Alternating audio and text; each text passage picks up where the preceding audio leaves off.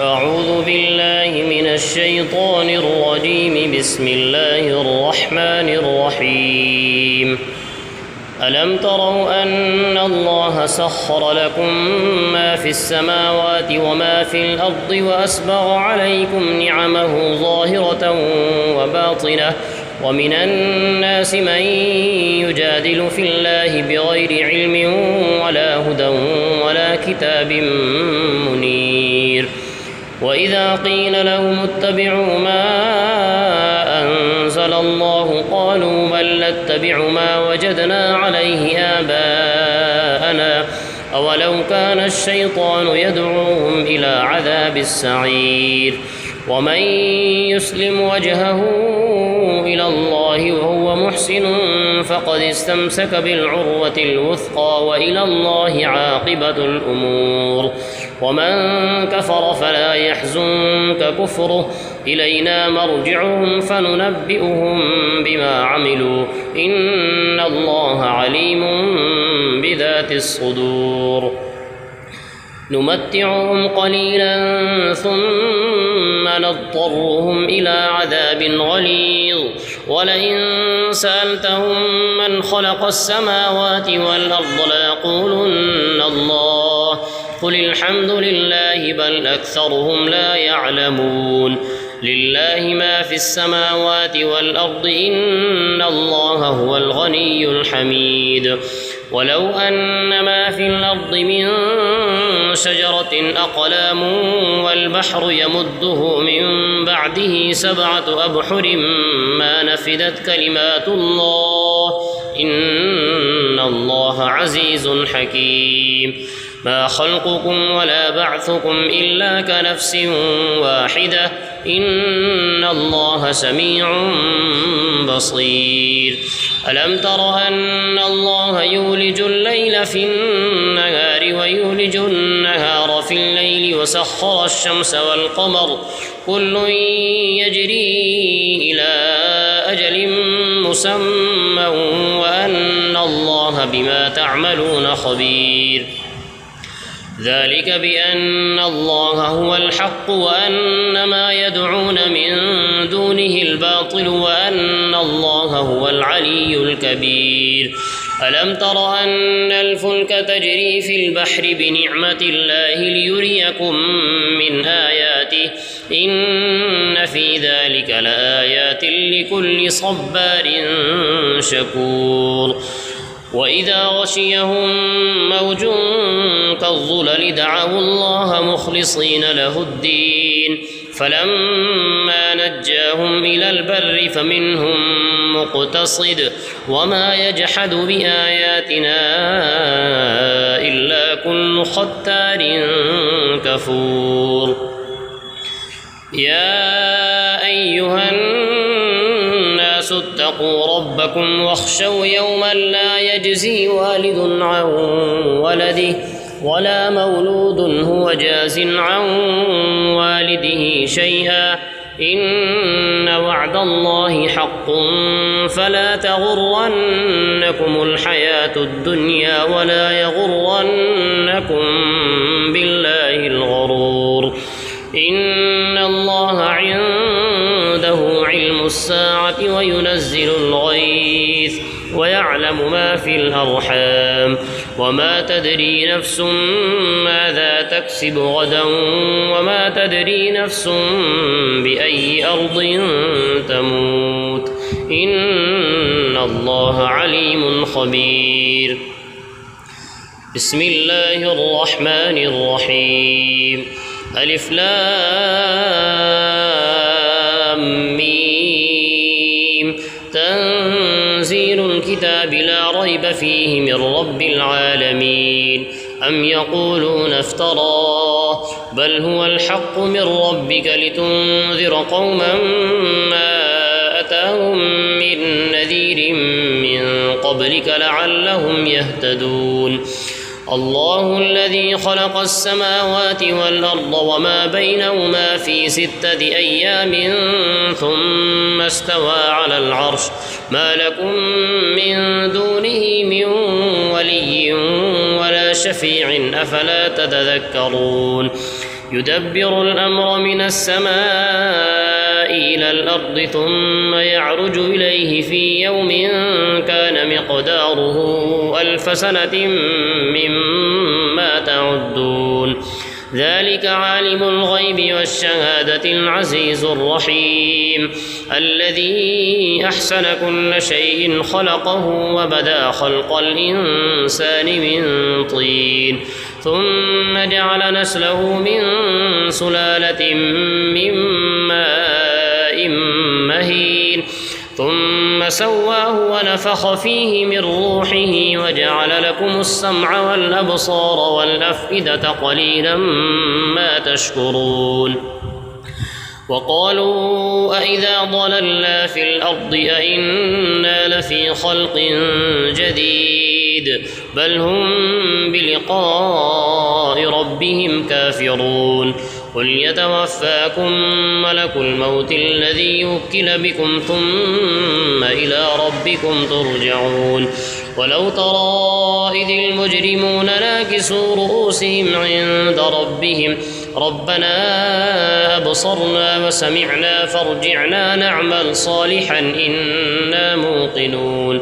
ولو شئنا لآتينا كل نفس هداها ولكن حق القول مني لأملأن جهنم من الجنة والناس أجمعين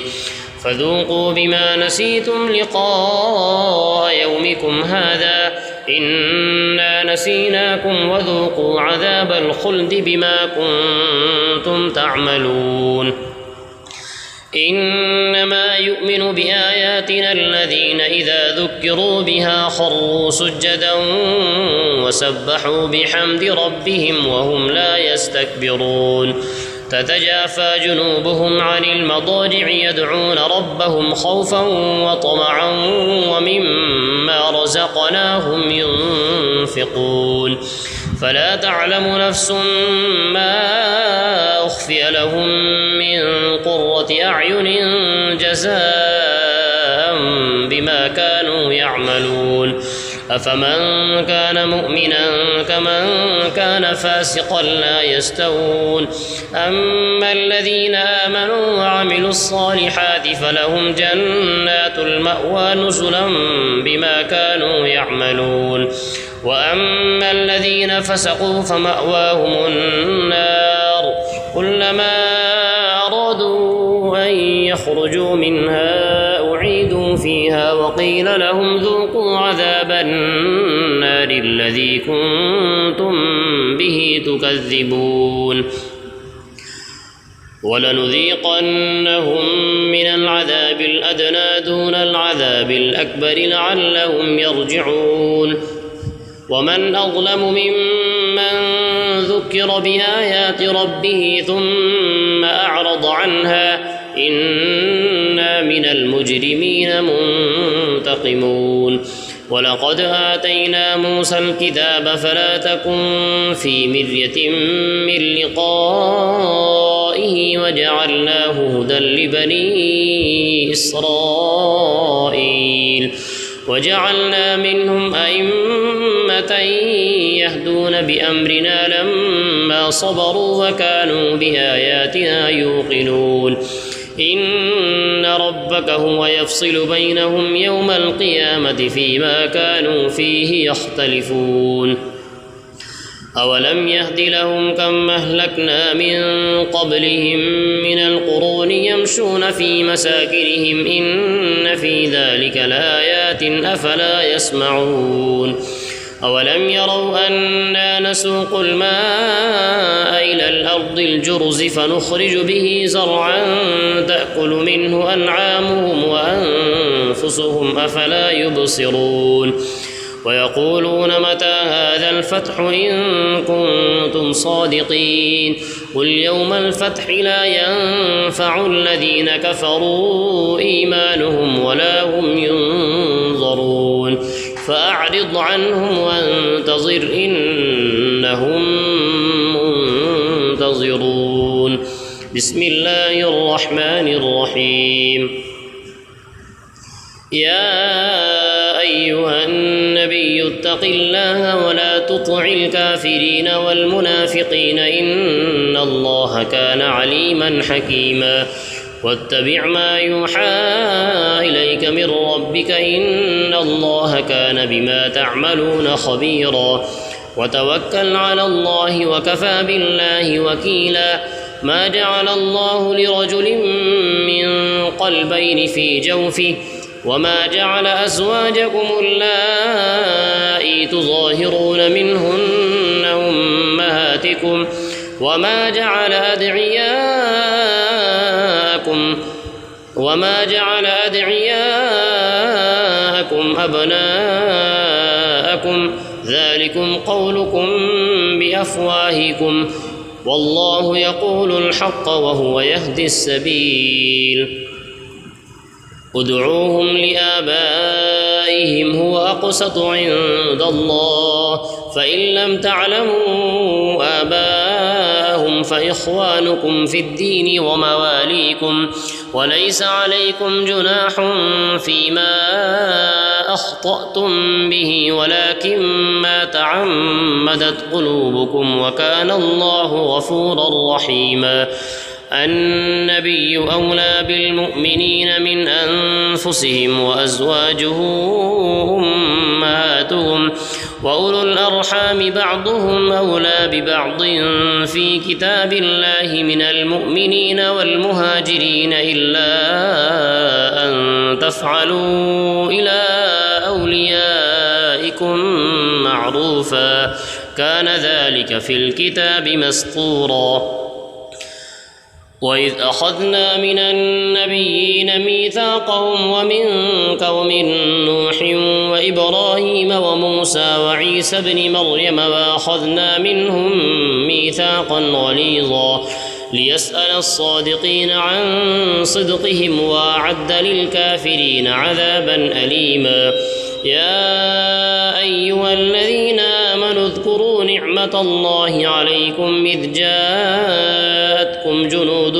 فأرسلنا عليهم ريحا وجنودا لم تروها وكان الله بما تعملون بصيرا إذ جاءوكم من فوقكم ومن أسفل منكم وإذ زاغت الأبصار وبلغت القلوب الحناجر وتظنون بالله الظنونا هنالك ابتلي المؤمنون وزلزلوا زلزالا شديدا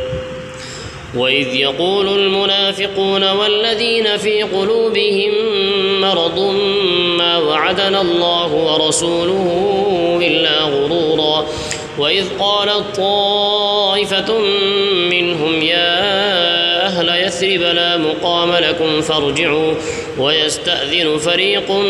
منهم النبي يقولون إن بيوتنا عورة وما هي بعورة إن يريدون إلا فرارا ولو دخلت عليهم من أقطارها ثم سئلوا الفتنة لآتوها وما تلبثوا بها إلا يسيرا ولقد كانوا عاهدوا الله من قبل لا يولون الأدبار وكان عهد الله مسؤولا قل لن ينفعكم الفرار إن فررتم من الموت أو القتل وإذا لا تمتعون إلا قليلا قل من ذا الذي يعصمكم من الله إن أراد بكم سوءا أو أراد بكم رحمة ولا يجدون لهم من دون الله وليا ولا نصيرا قد يعلم الله المعوقين منكم والقائلين لإخوانهم هلم إلينا ولا يأتون البأس إلا قليلا أشحة عليكم فإذا جاء الخوف رأيتهم ينظرون إليك تدور أعينهم كالذي يغشى عليه من الموت فإذا ذهب الخوف سلقوكم بألسنة حداد أشحة على الخير أولئك لم يؤمنوا فأحبط الله أعمالهم وكان ذلك على الله يسيرا يحسبون الأحزاب لم يذهبوا وإن يأتي الأحزاب يودوا لو أنهم بادون في الأعراب يسألون عن أنبائكم ولو كانوا فيكم ما قاتلوا إلا قليلا لقد كان لكم في رسول الله أسوة حسنة لمن كان يرجو الله واليوم الآخر وذكر الله كثيرا ولما رأى المؤمنون الأحزاب قالوا هذا ما وعدنا الله ورسوله وصدق الله ورسوله وما زادهم إلا إيمانا وتسليما من المؤمنين رجال صدقوا ما عاهدوا الله عليه فمنهم من قضى نحبه ومنهم من ينتظر وما بدلوا تبديلا ليجزي الله الصادقين بصدقهم ويعذب المنافقين إن شاء أو يتوب عليهم إن الله كان غفورا رحيما ورد الله الذين كفروا بغيظهم لم ينالوا خيرا وكفى الله المؤمنين القتال وكان الله قويا عزيزا وأنزل الذين ظاهروهم من أهل الكتاب من صياصيهم وقذف في قلوبهم الرعب فريقا تقتلون وتأسرون فريقا وأورثكم أرضهم وديارهم وأموالهم وأرضا لم تطئوها وكان الله على كل شيء قديرا يا أيها النبي قل لأزواجك إن كنتن